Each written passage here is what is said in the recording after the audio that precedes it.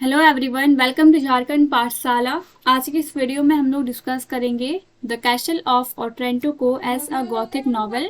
जैसा कि आप देख सकते हैं, हमारा क्वेश्चन है discuss the castle of Otranto as a Gothic novel और discuss the elements of the Gothic novel in the castle of Otranto.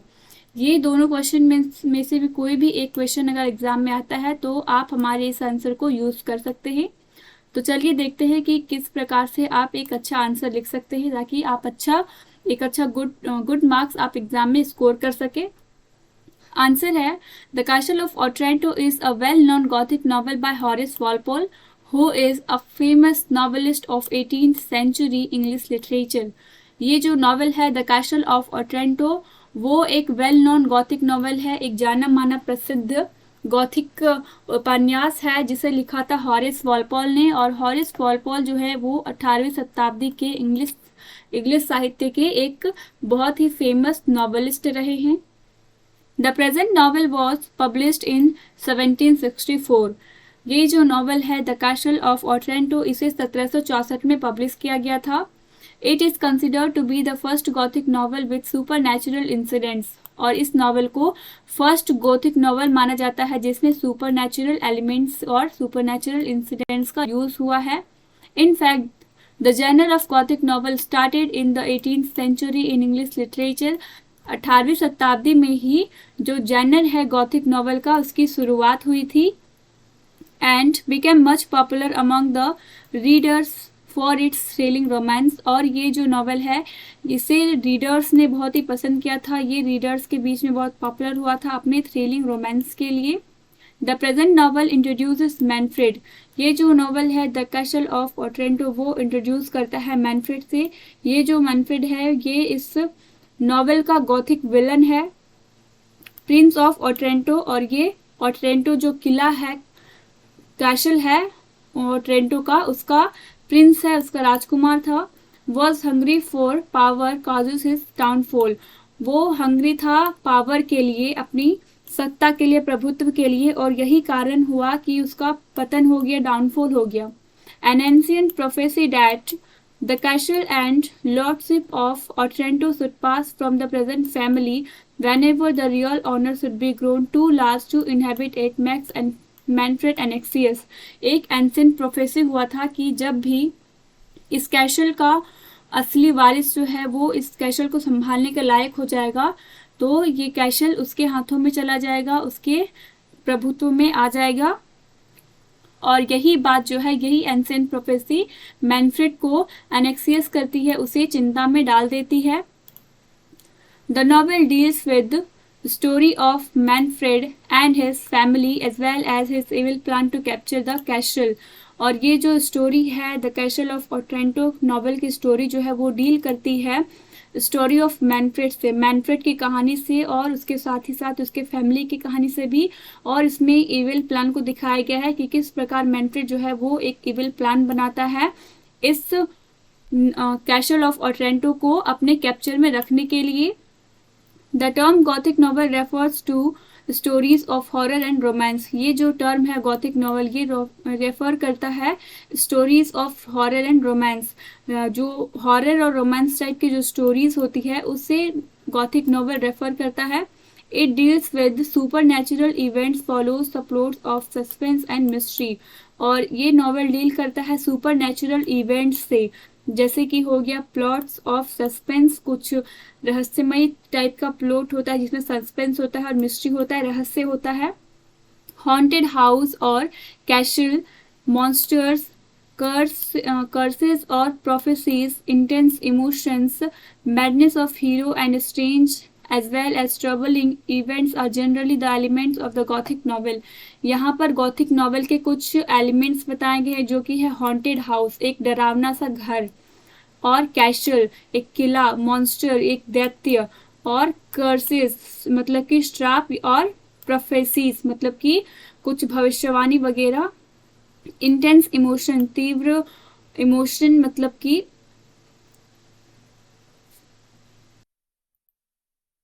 भावना, भावनाएं कह सकते हैं, तीव्र भावनाएं। और मैडनेस ऑफ हीरो, हीरो का पागलपन और स्ट्रेंज बिहेवियर को और ट्रबलिंग इवेंट्स को जनरली दिखाया जाता है गॉथिक नॉवल में। और ये सारे एलिमेंट्स जो हैं वो आपको कैसल ऑफ ओट्रेंटो में भी देखने को मिलते हैं।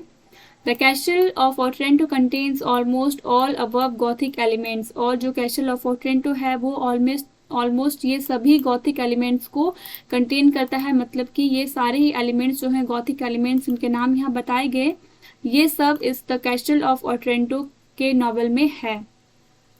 The setting of the novel is a big castle, which is normally an element of the Gothic novel as it contains secret passages, trap doors, secret rooms। और इस नॉवल का जो सेटिंग है वो एक बिग कैसल है, एक बड़ा सा किला है, जो कि गॉथिक नॉवल का एलिमेंट माना जाता है, समझा जाता है गॉथिक नॉवल का एलिमेंट। और इसमें क्या होता है, सीक्रेट पैसेजेस होते हैं, गुप्त द्वार, गुप्त मार्ग होते हैं, ट्रैप डोर्स होते हैं, जालीदार कुछ डोर्स होते हैं, और सीक्रेट रूम्स, कुछ रहस्यमयी या फिर कुछ गुप्त रूम्स मतलब कि कमरे होते हैं, जिसके बारे में सिर्फ गॉथिक विलन को ही या कुछ ही कैरेक्टर्स को पता होता है, बाकियों को नहीं। Secondly, madness of Manfred to achieve power makes him the Gothic hero. और जिस तरह से मैनफ्रेड जो था वो पागल था पावर को अचीव करने के लिए, ये एलिमेंट भी गॉथिक हीरो बनाता है मैनफ्रेड को। ही इज इनफ टायरेंट्स, वो एक अत्याचारी है, एंड ट्रीट्स एवरीवन इक्वली, और सभी को बराबर तरीके से इक्वली ट्रीट करता है, और वो सभी पे अत्याचार करता है, सिर्फ दूसरों पर ही नहीं बल्कि अपने फैमिली पर भी। Thirdly, an ancient prophecy has also been introduced in the novel, which is one of the elements of the Gothic novel। और जो एंशियंट प्रोफेसी था उसे इस नॉवल में द कैसल ऑफ ओट्रेंटो में यूज किया गया है, और अक्सर गॉथिक नॉवेल्स में ही ऐसी प्रोफेसीज को यूज किया जाता है। तो आप कह सकते हैं कि ये जो एलिमेंट है, प्रोफेसी यूज की गई है इस नॉवल में, कैसल ऑफ ओट्रेंटो में, तो इस प्रकार भी कहा जा सकता है कि ये जो नॉवल है ये एक गॉथिक नॉवल है। वाइल मैनफ्रेड थ्रेटन्स थियोडोर, एक सीन आता है नॉवल में जब मैनफ्रेड थियोडोर को डरा रहा होता है, धमका रहा होता है। He is reported about a great monster sleeping in the hall of the castle by his servants। तब ही उसे उसके सर्वेंट्स आके बताते हैं कि बरामदे में एक मॉन्स्टर सो रहा है। Manfred goes to the hall but the monster disappears, और जब मैनफ्रेड जाता है हॉल में उस मॉन्स्टर को देखने के लिए, तो जो मॉन्स्टर होता है वो डिसअपियर हो जाता है। Appearance of a huge monster is a major element of the Gothic novel creates a horror. और जिस तरह से ये मॉन्स्टर अपीयर होता है, ये एक मेजर गॉथिक एलिमेंट है जो कि बताता है कि ये जो नॉवल है वो एक गॉथिक नॉवल है, क्योंकि इसमें इस प्रकार के एलिमेंट्स यूज की जा रही है। On the day of wedding, जिस दिन शादी हो रहा था कॉन्ड्रेड और इजाबेला का, a huge helmet appears mysteriously in the courtyard of the castle and crushed Conrad to death. जिस दिन कॉन्ड्रेड का शादी होने वाला था उसी दिन एक हेलमेट, एक ह्यूज हेलमेट मिस्टीरियस तरीके से अपीयर होता है कोर्टयार्ड में, बरामदे में, और क्या होता है कि वो जो हेलमेट था वो कॉन्ड्रेड के सिर पर गिरता है और कॉन्ड्रेड का इसी से डेथ हो जाता है।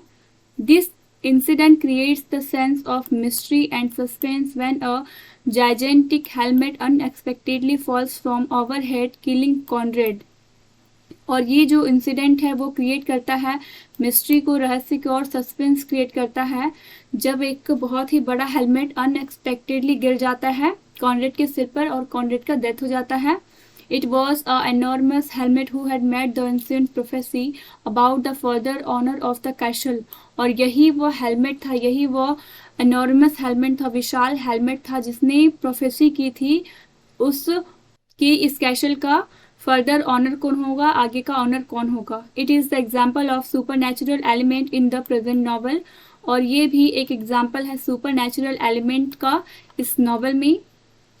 The characters are often overcome by anger, sorrow, surprise and terror due to the above horrible incidents in the present novel। और इस प्रकार के जो नॉवल होते हैं, गॉथिक टाइप के जो नॉवल होते हैं, उसमें जो कैरेक्टर्स होते हैं वो अक्सर गुस्से में रहते हैं, सौरों में रहते हैं, दुखी रहते हैं और सरप्राइज रहते हैं, आश्चर्य हो जाते हैं।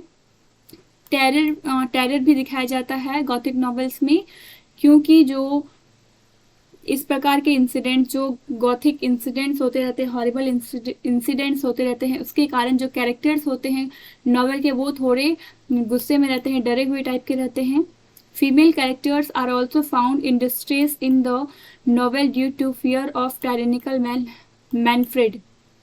और ये जो नॉवल है द कैसल ऑफ ओट्रेंटो, उसमें जो फीमेल कैरेक्टर्स है वो लोग डिस्ट्रेस में पाई गई है क्योंकि मैनफ्रेड के कारण। मैनफ्रेड जो है वो एक टायरेनिकल कैरेक्टर है, एक अत्याचारी कैरेक्टर है जो सभी पर अत्याचार करते रहता है।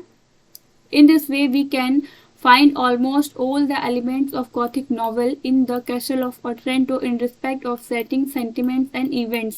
और इस प्रकार से हम लोग पाते हैं कि लगभग सभी प्रकार के एलिमेंट जो गॉथिक नॉवल में होते हैं वो द कैसल ऑफ ओट्रेंटो में हैं in respect of setting, sentiments and events. फिर चाहे वो सेटिंग की बात की जाए या फिर सेंटिमेंट की या फिर इवेंट्स की। We find a complete atmosphere of the Gothic novel होना चाहिए यहाँ पे इन द प्रेजेंट नॉवल। और जिस प्रकार के एटमॉस्फेयर होते हैं गॉथिक नॉवल में वैसे एटमॉस्फेयर इस नॉवल में दिखाए गए हैं। तो हम लोग कह सकते हैं कि ये जो नॉवल है द कैसल ऑफ ओट्रेंटो ये एक गॉथिक नॉवल है, एक गॉथिक फिक्शन है। यहाँ पर हमारा आंसर खत्म होता है। उम्मीद है आपको हमारा आंसर अच्छा लगा हो। वीडियो के थ्रू अगर आपका हेल्प हुआ हो तो वीडियो को लाइक और चैनल को सब्सक्राइब जरूर करें। Thank you for watching the video.